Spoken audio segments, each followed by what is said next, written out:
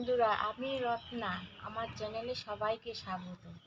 আমি আজ বানাবো মাশরুম। প্রথমে মাশরুমগুলোকে ধুয়ে নেব।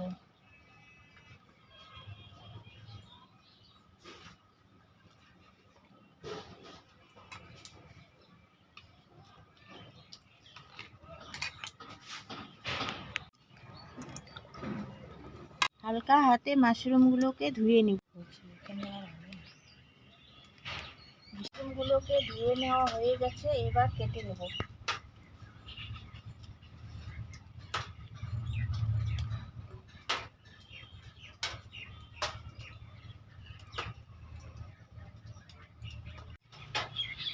বড় মাশরুমগুলোকে 4 টুকরো করে নেব,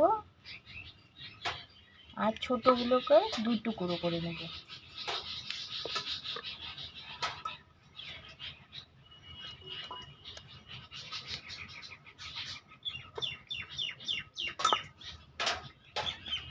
মাশরুম আর আলুটাকে টুকরো টুকরো করে কেটে নিয়েছি। এবার উনুন জ্বালিয়ে কড়াই চেপে দেব।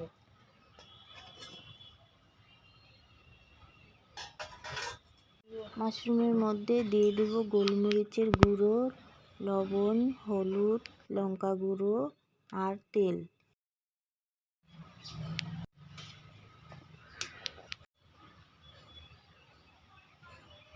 মাশরুমটাতে লবণ, হলুদ, গোলমরিচ গুঁড়ো, লঙ্কা গুঁড়ো, সরষের তেল দিয়ে মেখে নেব। মাশরুমটাকে ঢেকে রেখে দিব।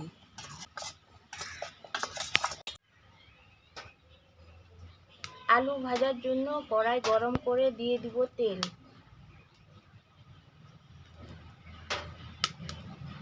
আলুগুলোকে তেলে ভেজে নেব।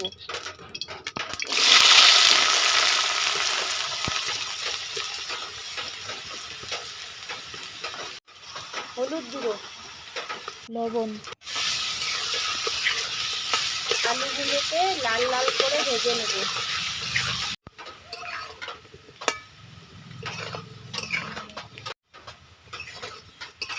ভাজা হয়ে গেলে নামিয়ে নেব।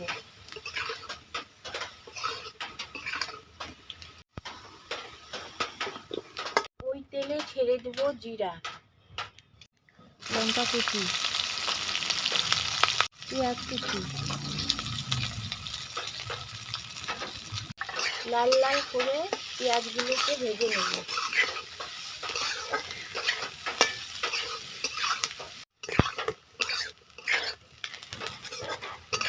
পেঁয়াজ লাল লাল হয়ে আসলে এর মধ্যে দিয়ে দিব আদা রসুনের বাটা।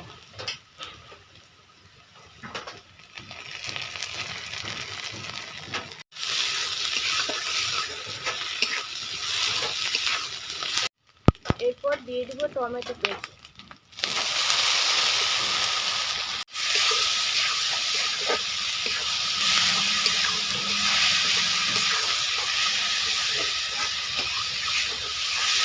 মতন নুন, হলুদ, গোলমরিচের গুঁড়ো, লঙ্কা গুঁড়ো, ধনে গুঁড়ো। মশলাগুলো একটু কষিয়ে নেব নাকি।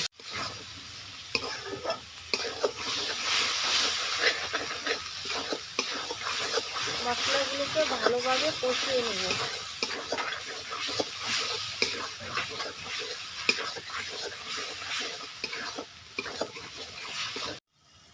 মশলা থেকে যখন তেল ছাড়তে শুরু করবে দিয়ে দেব কাজু।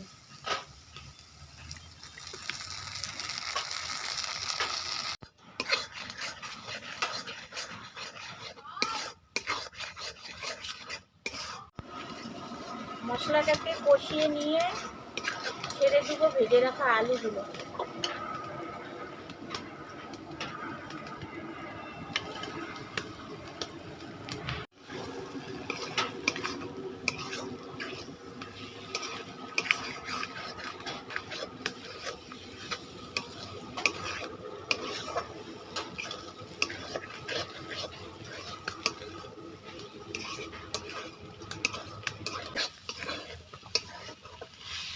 ভালোভাবে কষিয়ে নিয়ে দিয়ে দেব জল।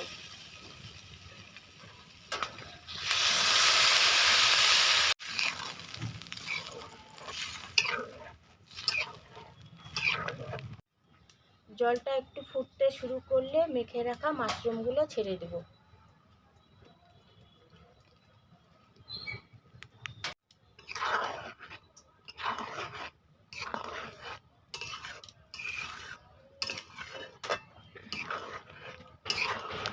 ঢাকনা লাগিয়ে 10 মিনিট সেদ্ধ করে নেব।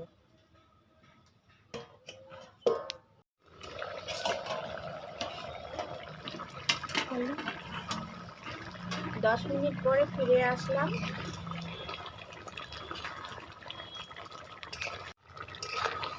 মাশরুম আর আলুগুলো পুরো সিদ্ধ হয়ে গেছে। এরপর ছেড়ে দিব ধনিয়া।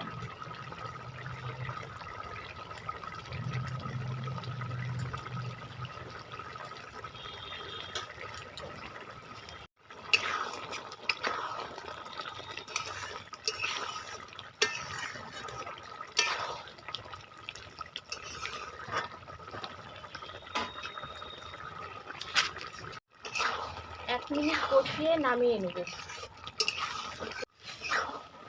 তৈরি হয়ে গেছে আমাদের মাশরুম মশলা। এবার নামিয়ে নেব।